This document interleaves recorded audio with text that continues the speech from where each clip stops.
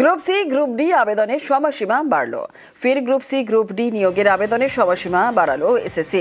12 December বিকেল 5টা পর্যন্ত আবেদন করা যাবে। গতকালই ছিল গ্রুপ সি ডি নিয়োগের আবেদনের শেষ দিন, আর এখনো পর্যন্ত গ্রুপ সি গ্রুপ ডি মিলিয়ে 14 লক্ষ আবেদন জমা।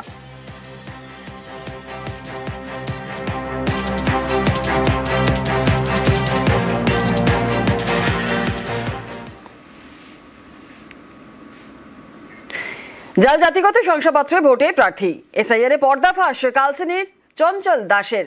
গত বিধানসভায় লোক জনশক্তি পার্টির প্রার্থী এসটি সম্প্রদায়ের বৃদ্ধকে বাবা দেখিয়ে জালিয়াতি, জাল ভোটার আধার রেশন কার্ড বানান চঞ্চল। আর চঞ্চল দাস থেকে নাম বদলে চঞ্চল নার্জিনারি।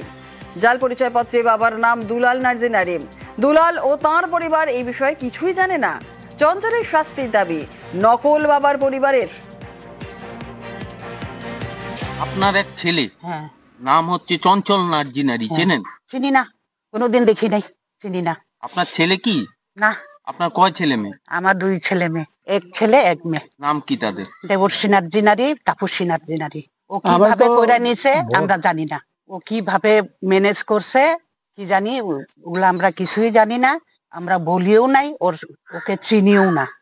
আপনারা কি এ নিয়ে অভিযোগ করবেন? হ্যাঁ করব, দরকার হইলে থানাতেও করব, ভিডিও বসে করব। সে হচ্ছে মেন্দাবাড়িতে, তার নাম আছে চঞ্চল নার্জিনারি, আর আমার বুথে যেখানে আছে চঞ্চল দাস।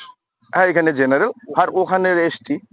তো এখন এই নির্বাচন কমিশনকে জিনিসটা খতিয়ে দেখতে হবে, যে সঠিক তথ্য দিয়ে সঠিক জিনিসটাকে ঠিক করার জন্য। এখানেও সে দাঁড়িয়েছিল কোনো এক দল থেকে, এসটি সার্টিফিকেট দেখিয়ে আর কি।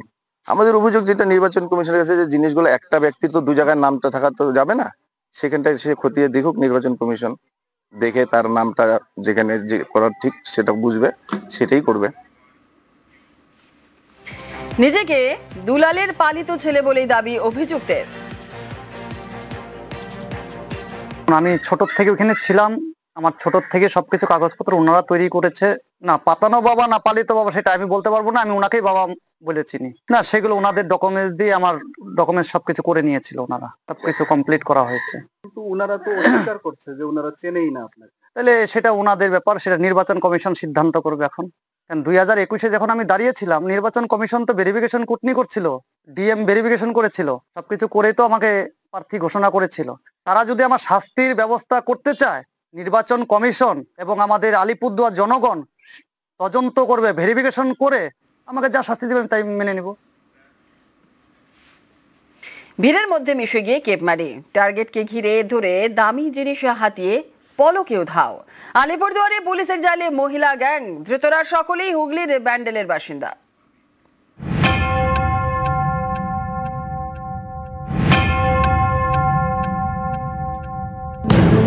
শীত হলেই দিকে দিকে বিভিন্ন মেলা, রঙিন চারপাশ। সারা বছরের ক্লান্তি মুছতে বছর শেষে পিকনিক বা হরেক বিনোদন। ক্যালেন্ডারে ডিসেম্বর মানেই জমজমাট, চারপাশ ভিড়ে ভিড়। আর এই সময়ই ওদের কাজ হাসিল, ভিড়ে মিশে গিয়ে কেপমারি। এভাবেই কাজ করে ব্যান্ডেলের মহিলা গ্যাং। তবে শেষ রক্ষা হয়নি।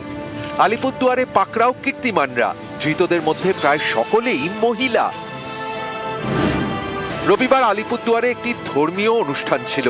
সন্ধে গড়াতেই ভিড় বাড়তে থাকে। সিসি ক্যামেরা নেই এমন জায়গা আগে থেকে ছকে রাখে মহিলা গ্যাংটি। এরপর সুযোগ বুঝে টার্গেটদের ঘিরে ধরে। কিছু বুঝে ওঠার আগেই টার্গেটদের সোনার চেন ছিনতাই। টাকা ও সোনার চেন হাতিয়ে ভিড়ে মিশে যায়। ঠাকুরের সবসময় ইয়েতে গেছিলাম, অধিবেশনে গেছিলাম উৎসবে। তারপরে আসার সময় অনেক লোকের ভিড় ছিল, ভিড় বের হয়ে রাস্তায় আসছি। এসে দেখি যে সবাই ওখানে বলা বলি করছে। রাস্তায় এসে দেখি আমার গলায় হাত দিয়ে দেখি আমারও গলার চেন নাই। কি বলা বলি করছিল সবাই যখন বেরোলেন? যে এরকম অনেক ছিনতাইকারী আসছে, অনেক চেন, অনেকের চেন চুরি হয়ে গেছে। এটা সকালবেলাতে একটা খবর পাওয়া গেল যে একজনের কাছ থেকে গলার মধ্যে কোনো একটা কিছু দিয়ে আঘাত করে তার চেনটা নেওয়ার চেষ্টা করেছে। তারপরে দেখা গেল যে না, সেটা উনি চুরি করতে পারেনি।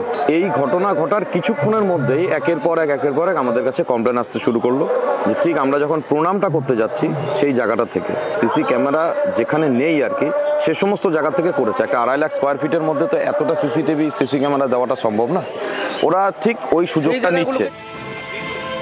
আলিপুরদুয়ার থানায় অভিযোগ দায়ের হয়, ময়দানে নামে পুলিশ, ধরে ফেলে মহিলা গ্যাংকে। তদন্তে পুলিশ জানতে পেরেছে 18 জন ধৃতের মধ্যে 15 জনই মহিলা, প্রত্যেকেরই বাড়ি হুগলির ব্যান্ডেলে। এই মহিলা গ্যাং মেলার মরশুমে বেশি সক্রিয় হয়, দামি গাড়িতে যাতায়াত করে, নামি হোটেলে থাকে। কাজ হাসিলের কয়েকদিন আগে থেকে ঘটনাস্থল দেখে নেয়, কোন পথ দিয়ে ঢুকবে বা বেরোবে সবটাই ছকে রাখে। তারপর ঘটনার দিন ভিড় বাড়তেই অ্যাকশন শুরু। আলিপুরদুয়ারের অনুষ্ঠানে সিভিল ড্রেসে ঘুরছিল পুলিশ। প্রাথমিকভাবে সন্দেহ হতে 3 জনকে পাকড়াও করা হয়, তারপরই গ্যাংয়ের হদিশ। প্রথমে 3 জনকে ধরলাম, যাদের কাছে আমরা খবর পেলাম কি ওদের পুরোটা 18 জনের একটা টিম এসছে। সবাইয়ের বাড়ি হচ্ছে চন্দননগর কমিশনারেটের আন্ডারে যে ব্যান্ডেল পুলিশ থানা আছে ওখানকার সবাইয়ের বাসিন্দা। এখানে এসে চিন্তাই করা এদের প্ল্যান থাক। তো তারপরে আবার আমরা ওয়ার্কআউট করে বাকিদেরকেও আমরা গ্রেফতার করতে পেরেছি। 2টা সোনার হারটা আমরা সিজ করেছি, তার সাথে 1 লক্ষ থেকে বেশি টাকা উদ্ধার হয়েছে, তার সাথে 2টা গাড়ি উদ্ধার হয়েছে। ধৃতদের থেকে লক্ষাধিক টাকা ও কয়েকটি সোনার চেন উদ্ধার করেছে পুলিশ। উলুবেড়িয়ার 2টি গাড়িও বাজেয়াপ্ত করা হয়েছে। আলিপুরদুয়ার থেকে রাজকুমার কর্মকার, নিউজ 18 বাংলা। গোয়ার আগুনে মৃত বাগডোগরার যুবক। গোয়ার নাইট ক্লাবে শেফ ছিলেন সুভাষ ছেত্রী। শনিবারই নাইট ক্লাবে আগুনে মৃত 25, আর সেই সময় সেখানেই কাজ করছিলেন সুভাষ। নাইট ক্লাবের ভূমিকায় ক্ষোভ পরিবারের, দোষীদের কড়া শাস্তির দাবি পরিবারের। जो पोस्टमार्टम का रिपोर्ट होता है ना, वो दिखाया था न्यूज में। मेरा भाई का नाम भी आया था, तो उस टाइम पे पता चला कि पोस्टमार्टम भी हो गया है, मतलब डेथ थी अभी इसी वजह से। मेरा भाई कुक में करता था, मतलब सेफ का ट्रेनिंग कर रहा था। अभी तो मतलब फ्रेशर था, तो थोड़ा अभी 2 साल में थोड़ा और एक्सपीरियंस तो हो गया था। ফের ভারতীয় বাবার বাংলাদেশি ছেলে। হিঙ্গলগঞ্জের হাসনাবাদে জালিয়াতির অভিযোগ। আরো বিস্তারিত জানাবে অনুপম, রয়েছে আমাদের সঙ্গে। অনুপম, ঠিক কি অভিযোগ উঠছে? দেখো দুলালা, এইখানে এই যে হাসনাবাদ, এই হিঙ্গলগঞ্জের হাসনাবাদ পঞ্চায়েতের যে কদমতলা এলাকা, এখানে সুকুমার দাস বলে এক ভদ্রলোক বাস করেন। বেশ কয়েক বছর ধরে তিনি এখানে বাস করছেন, কিন্তু হঠাৎই এসআইআর যখন শুরু হয়েছে তখন স্থানীয় বিএলওর কাছ থেকে জানতে পারে যে বিমল দাসের ছেলেরা, তারা জানতে পারে যে বিমল দাস নামে এক ভদ্রলোককে এই সুকুমার দাস তার বাবা সাজিয়ে এখানকার ভোটার কার্ড, আধার কার্ড, এমনকি ভারতীয় যত রকম নথিপত্র সবকিছু বানিয়েছে এবং এখানে বহল তবিয়াতে বাস করছে এবং ভারতীয় যত রকমের সরকারি সুযোগ সুবিধা সবকিছু নিচ্ছে এবং এখানে বিশাল বড় বাড়ি তৈরি করে এখানে রীতিমতো পসার জমিয়েছে এবং তিনি রাজনৈতিক নেতৃত্বের সঙ্গে একেবারে খুব সুন্দর যোগাযোগ তিনি এবং এলাকায় ভালো ব্যবসায়ী হিসেবেই কিন্তু সেখানে পরিচিত। এরপর এই সুকুমার দাসের কাছে যখন আমরা জিজ্ঞাসা করলাম যে বিমল দাসকে তিনি কেন বাবা বানিয়ে এরকম ভাবে জালিয়াতি করে ভোটার লিস্টে নাম তুললেন এবং 2002 সালে তার নামও নেই, তিনি কিন্তু বললেন যে তার বাবার নাম বিমল দাস, এইটুকুনি বলেই কিন্তু তিনি এড়িয়ে চলে গেলেন এবং পরবর্তীতে এই যে বিমল দাসের যে ছেলেরা তারা কিন্তু পরিষ্কার জানাচ্ছে যে তারা 5 ভাই 1 বোন, আর এই যে সুকুমার দাস বলে তাদের কোনো ভাই নেই, তারা সরকারের কাছে আবেদন করবে যাতে এই সুকুমার দাসের নাম ভোটার লিস্টের থেকে বাদ যায়। তবে প্রসঙ্গত বলে রাখি, এই যে সুকুমার দাস আমরা খবর করার পরেই কিন্তু তার বাড়িতে যাওয়ার পরেই তিনি কিন্তু বিভিন্ন দিক দিয়ে বিভিন্ন রকম ভাবে কিন্তু প্রভাব খাটিয়ে আমাদের এই খবর বন্ধ করার কিন্তু চেষ্টা চালিয়ে গেছে। ধন্যবাদ।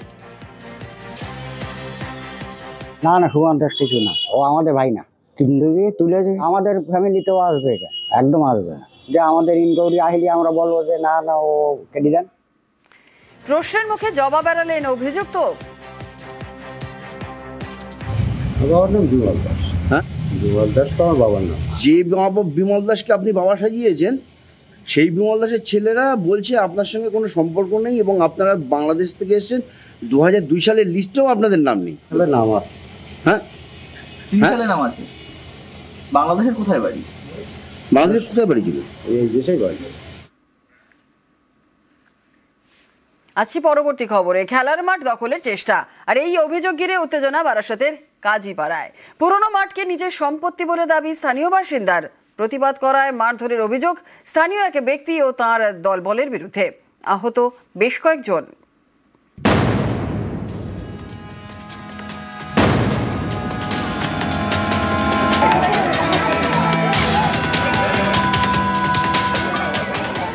আগে চাষবাস হতো, পরে সেই জমিতেই কখনো ফুটবল কখনো ক্রিকেট। প্রতিদিনই ছোটরাই মাঠে নামে। ছোট থেকে যে মাঠে দল বেঁধে দাপাদাপি, সেই মাঠই নাকি ব্যক্তিগত সম্পত্তি, এমনই দাবি স্থানীয় একজনের। তিনি মাঠ দখলের চেষ্টা করছেন বলে অভিযোগ। এ নিয়ে বারাসাতে উত্তেজনা, মারামারি, আহত বেশ কয়েকজন। বারাসাতের 18 নম্বর ওয়ার্ডে কাজীপাড়া এলাকা। এখানেই রেলগেট সংলগ্ন খেলার মাঠটি দখলের চেষ্টা হচ্ছে বলে অভিযোগ আব্বাস নামের এক ব্যক্তি মাঠ ঘিরতে চান। স্থানীয়রা প্রতিবাদ করেন, বাধা দেন। অভিযোগ তখনই আব্বাস ও তার ঘনিষ্ঠরা চড়াও হয়ে মারধর করে।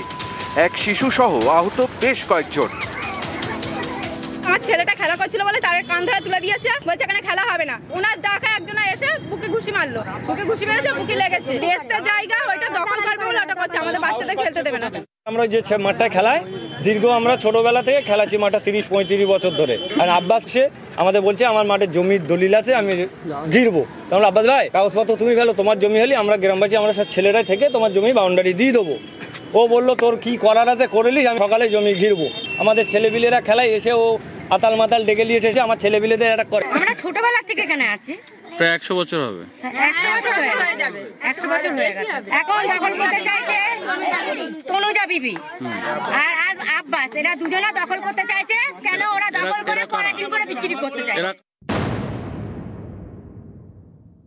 কে বলেছে আমি দখল করতে? যে জমির মালিক ছিল ওখানে সঙ্গে, জমির মালিক ওখানে মাপতে গেছে, আমরা প্রতিবেশী আমাদের ডেকেছে। জমিটা নিতে পারলে তাদের লাভ, তারা লোকের জমি তারা দখল করছে। আপনি যার জমি তার কাগজটা একটু দেখে আসেন, তাহলে বুঝতে পারবেন কারা সত্যি কথা বলছে কারা। আমাকে মেরেছে বলেই তো আমি হাসপাতালে এখন অ্যাডমিট আছি।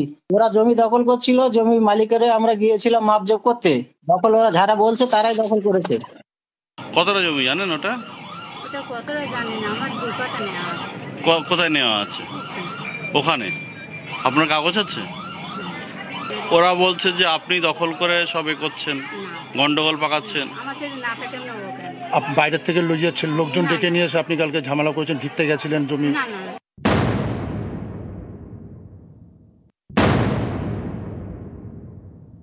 আমার এলাকারই কয়েকজন এসে দখল করতে চেয়েছিল, কিন্তু যাদের মানে পাড়া প্রতিবেশী যাদের বাচ্চারা খেলাধুলো করে তারাও সেখানে উপস্থিত হয়ে একটু কথা কাটাকাটি হয়, বচসা হয়। তা আমরা মিটিয়ে নেওয়ার চেষ্টা করছি। কিন্তু যারা দখল করতে এসে তারা কোনো কাগজপত্র দেখাতে না, তাদের কোনো পেপারস নেই। ওটা কি ভেস্টেড ল্যান্ড? ওটা ভেস্টেড ল্যান্ড। বারাসাত থেকে জিয়াউল আলম, নিউজ 18 বাংলা।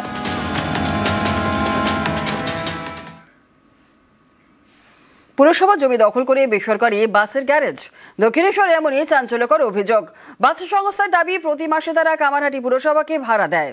মানতে নারাজ পুরপ্রধান, তার আশ্বাস দ্রুত জমি উদ্ধার করা হবে।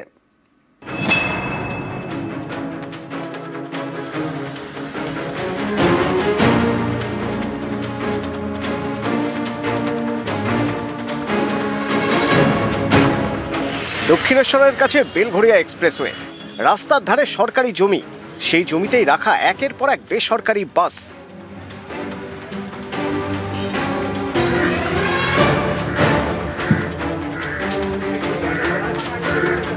কামারহাটি পুরসভার 14 নম্বর ওয়ার্ড, এখান দিয়ে গিয়েছে বেলঘড়িয়া এক্সপ্রেসওয়ে। রাস্তার পাশে পুরসভার জমি প্রায় 314 কাঠা। অভিযোগ এই জমিটাই দখল করে ফেলেছে বেসরকারি নামী বাস সংস্থা, তৈরি করে ফেলেছে গ্যারেজ। বাস সংস্থার দাবি গ্যারেজের জন্য পুরসভার সঙ্গে চুক্তি রয়েছে, এর জন্য তারা প্রতি মাসে ভাড়াও দেয়। তাহলে আপনারা কি এখানে ভাড়া দেন? হ্যাঁ ভাড়া দেয় তো। প্রতি মাসে ভাড়া দেয়? আমি ঠিক জানি না। কাকে ভাড়া দেন? কাকে ভাড়া দেন? কামারহাটি কে পৌরসভাকে ভাড়া দেন? আচ্ছা, আপনাদের সাথে কন্ট্যাক্ট করা আছে? কন্ট্যাক্ট নেওয়া আছে? ওরা মালিকরাই বলতে পারে। বেসরকারি বাস সংস্থার দাবি উড়িয়ে দিয়েছে কামারহাটি পুরসভা। আমরা 1 টাকাও ভাড়া নেইনি, ভাড়া নেওয়ার কথাও নয়। বেআইনিভাবে চলছে? অবশ্যই বেআইনিভাবে চলছে। ওখানে চলার কথা নয়, সরকারি জায়গা। জঙ্গল ফঙ্গল ছিল, তাহলে জঙ্গল ফঙ্গলগুলো কেটেছে, এটা ঘটনা। আপনি কি পৌরসভাগত ব্যবস্থা নেবেন, পদক্ষেপ নেবেন? আমি পৌরসভাগত ব্যবস্থা নেব এই কারণে আমি এলআরকে ফোন করব, এডিএম এলআরকে ল্যান্ড রেফর্ম সেখানে আমি জানাবো। দক্ষিণেশ্বর থেকে সুবীর দে, নিউজ 18 বাংলা। চন্দ্রকোনা 2 ব্লকের লালগড়, এখানে কৃষিজাত পণ্য বিক্রির জন্য লাখ লাখ টাকা খরচে তৈরি করা হয় মার্কেট কমপ্লেক্স, কিন্তু 4 বছরও সেটা চালুই হয়নি। তালা বন্ধ হয়ে পড়ে রয়েছে, আর এর জেরে সমস্যায় এলাকার কৃষকরা।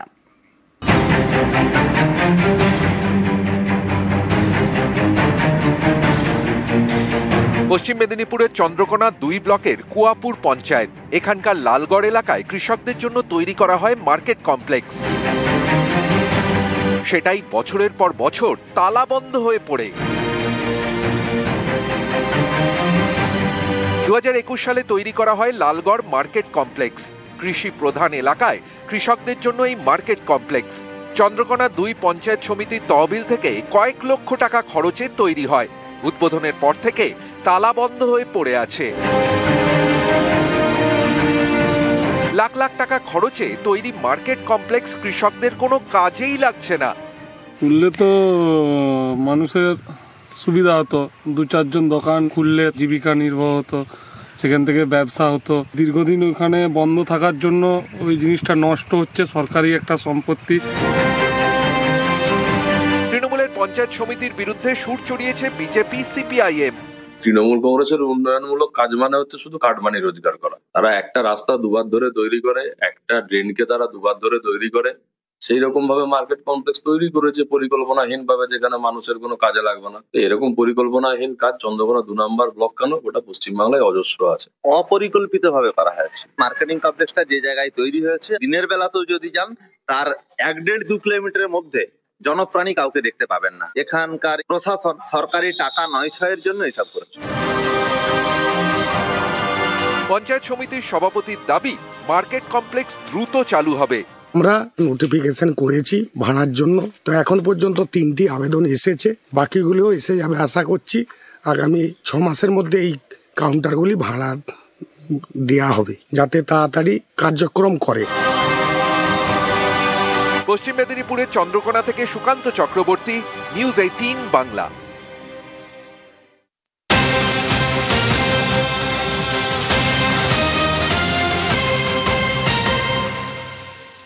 মাকড়ার ইন্দাসে বালি পাচারের ছক বানচাল, আর বালি পাচারের সময় ডাম্পার সহ জালে 1। দ্বারকেশ্বর নদ থেকে বালি তুলে পাচারের ছক, বৈধ নথি না থাকায় গ্রেপ্তার ডাম্পার চালক, বাজেয়াপ্ত বালি বোঝাই ডাম্পার।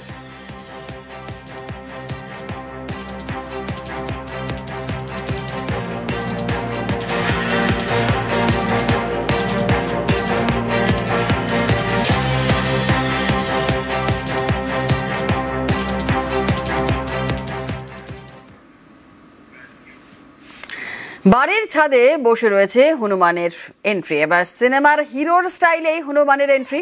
ঝাড়গ্রামের সাঁকরাইলে ভিডিও ভাইরাল। এলাকায় তাণ্ডব হনুমানের, চলন্ত গাড়ির মাথায় হনুমান, আর সেই ভিডিও ভাইরাল। গাড়ির ছাদে বসে রয়েছে হনুমান, আর সেই হনুমানের এন্ট্রি। একেবারে সিনেমার হিরোর স্টাইলে হনুমানের এন্ট্রি। ঝাড়গ্রামের সাঁকরাইলে এই ভিডিওই ভাইরাল।